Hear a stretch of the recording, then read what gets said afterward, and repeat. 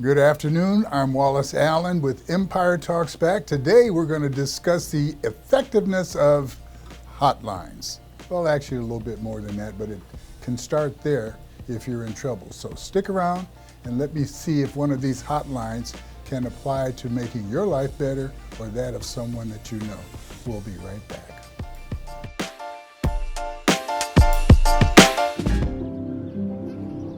These walls and windows hold me tight. The warm embrace we all call home. This little street is a land of liberty of its own, where I always have a place to go. I'm free to call this place my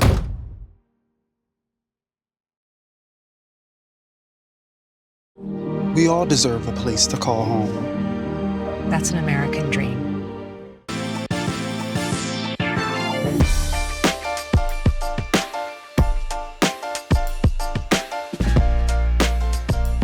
We're back.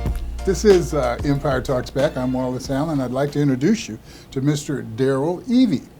He is the CEO of the Family Assistance Program that operates in the high desert, and they do quite a bit. But some of that depends on people responding or calling a hotline. Daryl, tell us about your program, and before you get too far into it, tell us about some of those hotlines and why they are so important to the work that you do. Okay. Yeah, we provide services all over San Bernardino County. We're based in the high desert, but we have shelters and offices and all of that in San Bernardino, Fontana, Rialto, Highland, all around. Yes, we do have hotlines. Part of the reason that we have hotlines and why they're so important is when someone has a problem, it's rarely Monday through Friday, 9 to 5. I know if I have a plumbing problem, it's never occurred during the week. Exactly. I've had plumbing problems. Exactly. But these are not plumbing problems that we're talking about. You're talking about people's lives. People, right. Victims of domestic violence, victims of human trafficking, young people who become homeless because their mom and dad kicked them out, or because of whatever's happening in their home and they had to run away. This allows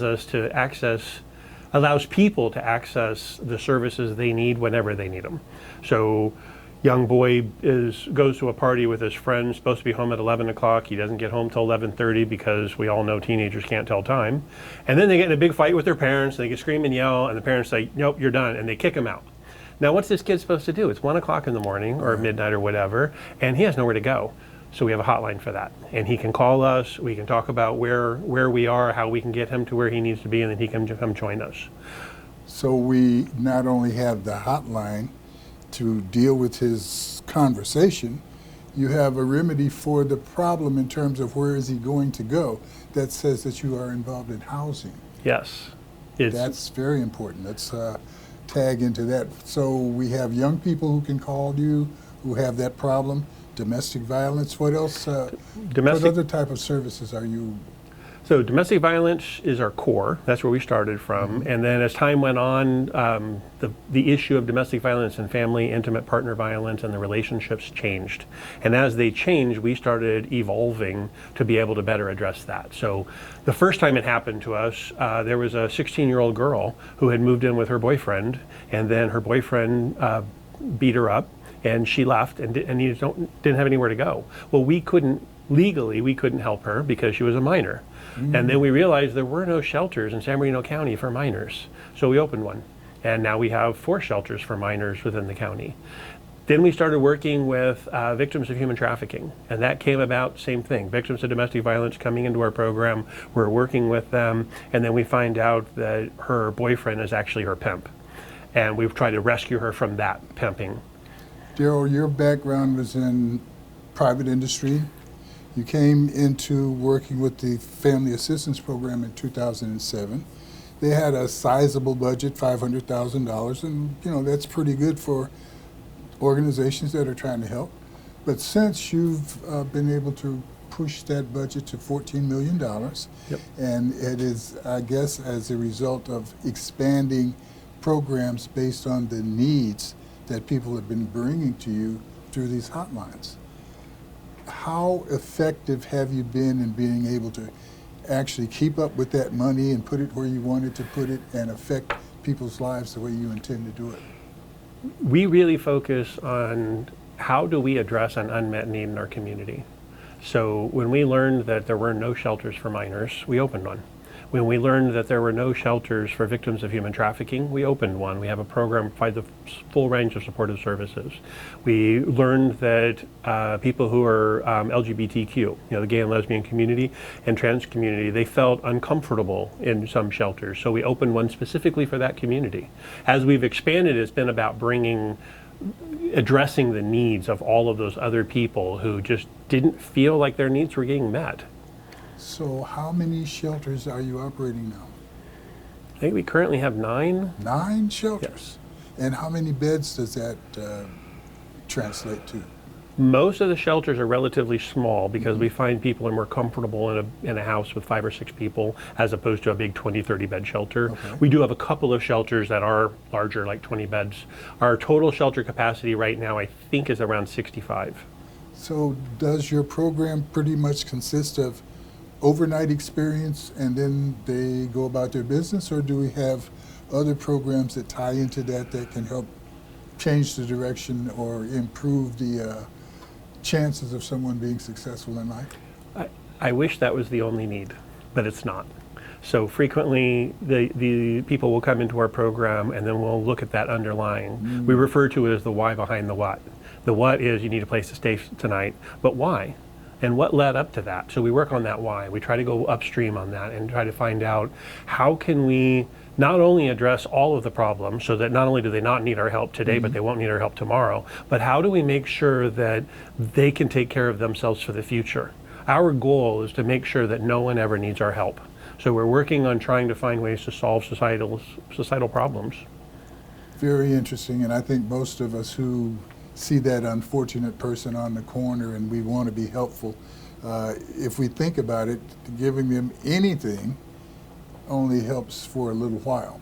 So do you have a means for people who want to be helpful and understand the limits of what they can do to participate in your program so they could be more successful and more expansive in their help? Sure, we love our volunteers. We love people that want to participate and get involved with the clients that we serve. A lot of times they need something that's weird or different, so one person will come in and it's like they've never learned how to balance a checkbook. And they haven't learned how to, they don't have a driver's license. They need someone to help them get a driver's license. They don't know how to apply for a job, so we help them through that process. And then the other stuff we do with our volunteers is we really want people to be successful and empowered and happy in their lives. And what does that mean? Well, I like to use a lot of my own personal experiences with that. One of the things that it means to me is when I go hiking, I feel so much happier. When I'm up in the mountains and I'm walking through the trees and there's not another person anywhere near me, it's just my dog and I feel so much better. So why can't we share that experience with young people? So we do. We take kids hiking. Tomorrow, we're taking a group of kids up to Kernville, and they're going to go on a 3-day whitewater rafting trip. 36 kids are going to spend 3 days rafting the Kern River, learning about that experience. And part of the reason we're doing that is I used to be a guide on that river. I love rafting. It's such a fun experience to have, and let's let these kids experience that. And when we go back to, you mentioned about the volunteering, we have, I think, 6 or 7 volunteers going on that group so that they can come along and provide that adult supervision and making sure that we're doing what needs to be done. But it really does allow for people to enjoy life. Does that scare your board members half to death? I scare my board members almost every day. You haven't had any actually die, as we say. We've not had anyone die on any of our trips. No, I mean your board members as they think about the idea and the liability potential of those kind of trips that are tremendous, life-changing events. I was a summer camp guy every year. My dad was a mason, a bricklayer, and any time that I was not in school or on some type of socially redeeming program, I was out on the job with him. So I was, as much as possible, looking for something else to do. But camping and being in the wilderness, whether there's people around or not, was always great fun for me. So right. I share that feeling. But back to the question of insurance and things of that sort. Yes. How does that work for you? We have all the assurances we need. We've done a few things that are a little outside the box, and we have a great insurance agent that helps us. Part of it is my experience. So the first time we started getting outside of that, we took kids out to Joshua Tree to go rock climbing, and I'm a certified rock climbing instructor. Oh, you're taking them rock climbing. Oh. So we took them out rock climbing, and I met with our insurance company. How tall are and these I rocks that we're explained- climbing? Oh, like 60, 70 feet. Oh nothing my huge. goodness, only 60 or 70 feet. But it's such an experience Sure. because you get this kid up there and they're going up. This little girl, she's like, I don't know, 16 years old and a stick. She's a tiny little thing. And this other dude is like, boy, and he's all tough and rugged and he's climbing up and then the girl's climbing up. And then we go around to this other rock and they're going up that one. The dude cannot make it. And then this little girl, I swear to God, she could scratch her ear with her foot if she wanted to. The girl was so limber.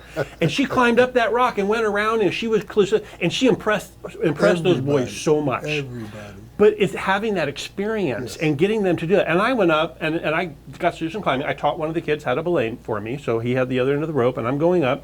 And I was at this one place, and I wasn't sure if I was going to make it or not. And I told the guy, I was just like, "You got me?" And he said, "Yeah, I got you." I was like, "I don't know if I can make this move, and if I fall and die, I'm going to be mad at you." And he laughed. And sure enough, I fell. But he had me. He had the rope had me. I stopped, and then I got back down. And that boy could not stop telling everybody that my life was in his hands and that I trusted him. And he hasn't had that experience. Other people don't trust him. Other people look at him as like, oh, he's the bad kid. You can't trust him. And he's like, yeah, Daryl, I had his life in my hands. And I It was so successfully- empowering for that young yes, yeah. yes. That's amazing. That is truly amazing. Let me do this. Again, I really appreciate that. Let me ask you this. As we go through these empowering ego-producing activities, do you do anything to show these young people how to make a living? Absolutely. We work on employment skills. We also work on good employment skills. So we work on helping them understand. A lot of times they don't understand how to get up and go to work. So you have that conversation about, okay, tomorrow's your first day of work. Well, back that up. We work on finding a job. So we help them understand how to find a job. We do mock interviews to help them understand how to interview and how to get to it. Then if they do get the job, then we help them walk through the process. And I can't count the number of times we've had that conversation where, okay, tomorrow's your first day. What are you going to wear? And he's like, oh, I don't know, I hadn't thought of that. Now's the time to think about that. Don't wake up tomorrow morning and find out you don't have any clean clothes to wear. And then how are you going to get there? What time do you have to be there? How are you going to be, how do you make sure you're not going to be late? Go into that kind of thing, help them through that process, but then also help them understand how to talk at work. You don't want to go to work and you're talking to a bunch of people and then you talk about being homeless or you start talking about getting raped. Those are conversations you don't have at work, and that makes employers unhappy. So we've got to help them understand how to be a good employee. And we've made great progress in that area. It's really nice to see some of those young people that are growing and developing, adding skills and moving into full-on careers so that they can get their way out of poverty. Are you in a position to share some success stories like that, like the young man who saved your life? I can understand why you remember that. Are there other stories that don't involve you possibly falling 60 feet to help reinforce your memory? The last time we did the rafting trip, we did the rafting, had a great time. We were on our way back, and in the van we're chatting, and this one boy was asking me, and he's like, so you do that a lot? And I was like, yeah, I do it every year. And they're like, how do you afford that? And I was like, I have a good job. And he's like, I want a good job. He hadn't tried to get a good job up until this point. And then he's like, I want a good job. So then, and I don't get to see him as often because as the director, I'm never around. But I got to talk to him a little bit. And he got a job at the Amazon distribution center. And we were talking, and he was telling me all about his job and what he's doing. And I was like, great. It's like, is that what you want to do for the rest of your life? And he's like, no. And I was like, then what are you doing for what's next? And he's like, oh. Next time I talk to him, he's going to Valley College, taking classes so that he can work on getting into a career. He's like, slinging boxes for Amazon is a great job today, but I don't want to be doing this for 50 years. I want to start planning for my future. And people who are homeless can't plan for their future.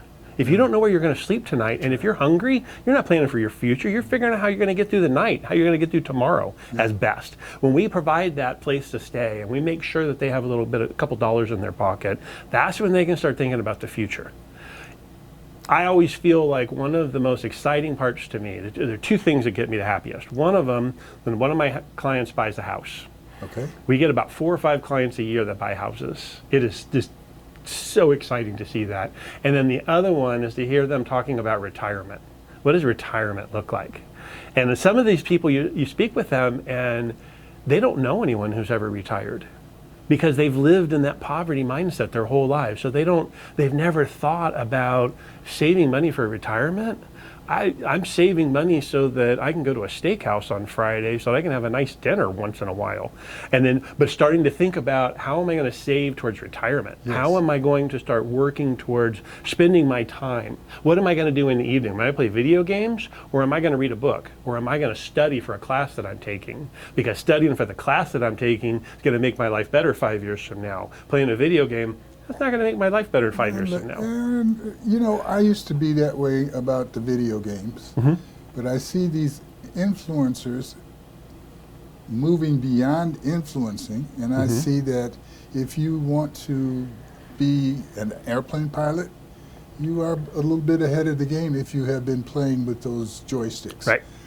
And so many other things that are taking place technically that we probably may need to guide that. Yes. We just need to encourage it, but it certainly needs to be guided. I'm happy to say that my grandkids ignored me when I said, leave those games alone. Grandkid ignored you? No. Oh, yeah. That Oh, never yeah, yeah, happens. Oh, sure they do. Well, no, let me say not ignore me.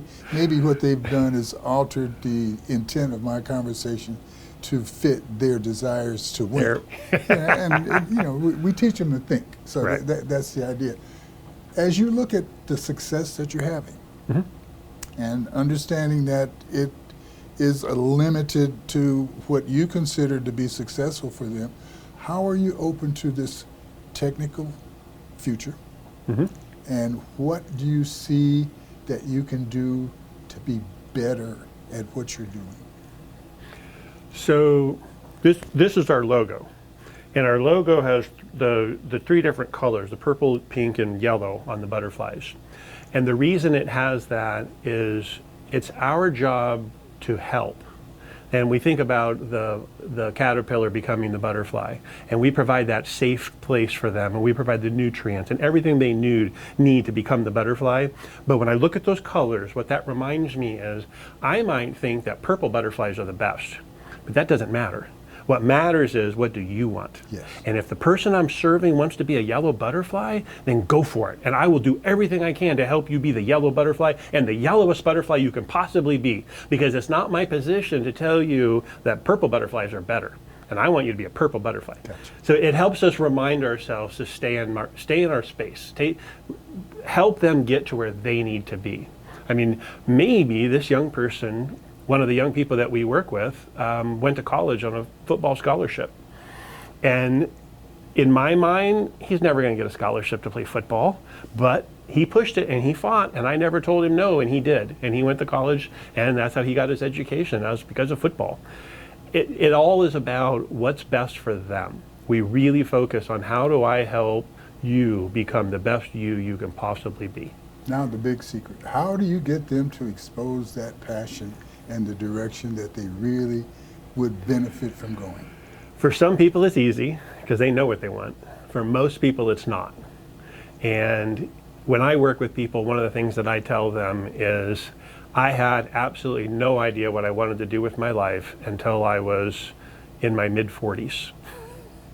And my whole life, I was just like, I don't know. This is what I'm going to do now. I don't know what I will do in the future. I don't know what my passion is. And I was just like bounced around, and I did this and I did that and I did the other thing. And then when I started working at Family Assistance Program, I started as a volunteer, and I just came in to clean up their books. Their books were all messed up, and their finances were all messed up. And I was just kind of come in and help with that. And I was there probably 2 weeks, and there was this big ruckus in the office.